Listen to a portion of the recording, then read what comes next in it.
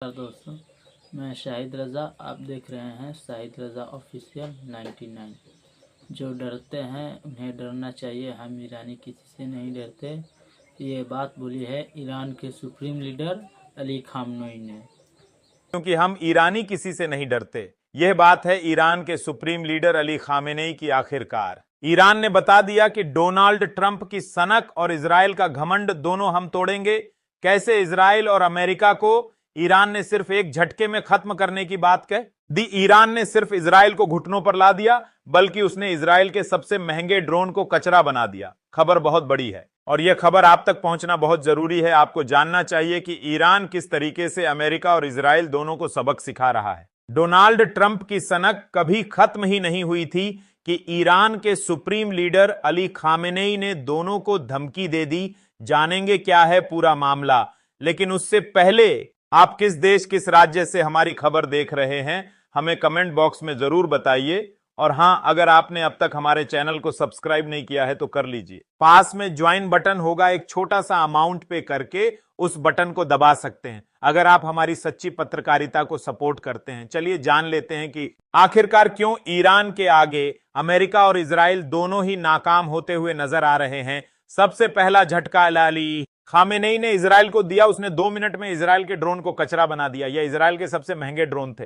जिनको ईरान की मिसाइल ने कचरे के ढेर में तब्दील कर दिया। अब इजराइल के पास ज्यादा समय नहीं बचा है, उसके पास सिर्फ 10 दिन के ही हथियार बचे हैं। अगर 10 दिन के अंदर नेतन्याहू घुटनों पर नहीं आता है तो फिर इतिहास अपने आप को दोहराएगा। एक बार जब जंग हुई थी तब इजरायली सेना ईरानी सेना के आगे आत्मसमर्पण कर दिया था और उस वक्त भी ईरानी सेना ने जीत का जश्न मनाया था और इतिहास अपने आप को फिर दोहरा रहा है। आज इजराइल को यह समझ में आ गया है कि वह ईरान का मुकाबला नहीं कर सकता। जिस डोनाल्ड ट्रंप के बल पर बेंजामिन नेतन्याहू बंदर की तरह कुलांचे मार रहा था, अब उसको यह समझ में आ चुका है कि ईरान डरने वालों में से नहीं है। बेशक डोनाल्ड ट्रंप लगातार ईरान को धमकी दे रहे हैं, लेकिन उसके पीछे दिमाग इजराइल के बेंजामिन नेतन्याहू का है। यही वह इंसान है जो डोनाल्ड ट्रंप को बार बार हमला करने पर मजबूर कर रहा है और उसको बहकाने की कोशिश कर रहा है। लेकिन ईरानी सेना ने जवाब दे दिया है।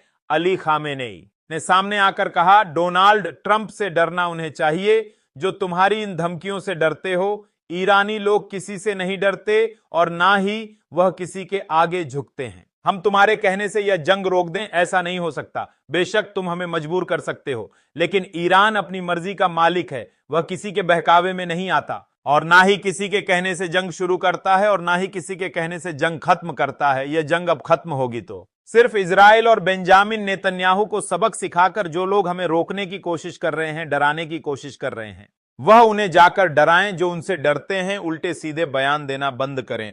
डोनाल्ड ट्रंप बेशक जंग होगी, लेकिन अगर अमेरिका इस जंग में आया तो हमसे ज्यादा नुकसान उनका होगा। यानी क्या अली खामेनेई ने साफ डोनाल्ड ट्रंप से कह दिया है कि अगर भूल से भी उसने इजराइल की मदद करने की कोशिश की या फिर ईरान के रास्ते में आने की कोशिश की तो ईरानी सेना मुंहतोड़ जवाब देगी और जो नुकसान अमेरिका का होगा उतना नुकसान हमारा नहीं होगा। इससे पहले भी डोनाल्ड ट्रंप इस तरीके के बयान दे चुके हैं, हालांकि अब तक उन्होंने कुछ नहीं किया है। यह सिर्फ डोनाल्ड ट्रंप के धमकी भरे बयान हो तो अच्छा है, क्योंकि अगर अमेरिका ने इजराइल का साथ दिया तो उसका अंत भी निश्चित है। इस बार ईरानी सेना किसी के आगे झुकने वाली नहीं है। उसने पहले भी इजराइल को हराया था और इस बार भी इजराइल को हराने के लिए तैयार है। यही नहीं, इस बार तो ऐसी मिसाइल छोड़ी ईरान ने कि इजराइल के आसमान में मछली बन गई, जिसे देखकर हर कोई हैरान था, क्योंकि इजराइल के आसमान में जाकर ईरान की मिसाइल नाच रही थी और नेतन्याहू अपनी बर्बादी का मंजर खुद अपनी आंखों से देख रहा था।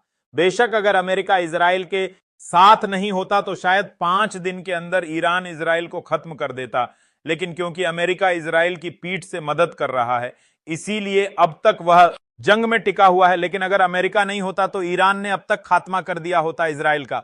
लेकिन यह सिर्फ एक जंग नहीं है, यह एक ललकार है उस सरकार के खिलाफ जिसने 2 साल से गाजा के मासूम लोगों पर अत्याचार किया और उन लोगों को जान से मार दिया, नरसंहार किया। सब लोग देखते रहे, कोई कुछ नहीं बोला, कुछ नहीं। लेकिन आज जब सीधे ईरान ने सबक सिखा दिया और इजराइल अपनी बर्बादी का मंजर खुद देखता रहा, और यह मंजर उसको हमेशा याद रहेगा, क्योंकि जिस दिन यह जंग खत्म होगी उसी दिन ईरान जीत चुका होगा। ना सिर्फ गाजा के मासूम लोगों का बदला पूरा होगा, बल्कि यह उन लोगों का भी बदला होगा जिन लोगों की जान नेतन्याहू जैसे हिटलर ने ले ली। यह शब्द हैं अली खामेनेई के। यह सिर्फ एक जंग नहीं है, यह इंसाफ के लिए लड़ने वाली लड़ाई है और इस लड़ाई में मुस्लिम देशों को एकजुट करना चाहता है। पाकिस्तान ने गुहार लगाई है कि सब लोगों को मतभेद भूलकर ईरान का साथ देना चाहिए। सारे मुस्लिम देशों को एक साथ एकजुट हो जाना चाहिए और इजराइल को उसकी सही जगह बतानी चाहिए। बेंजामिन नेतन्याहू जो बार बार यह कहता है कि हमारे पास बहुत हथियार हैं, हम किसी को भी हरा देंगे, उसके पास अब 10 दिन से ज्यादा के हथियार नहीं बचे और यह खुलासा खुद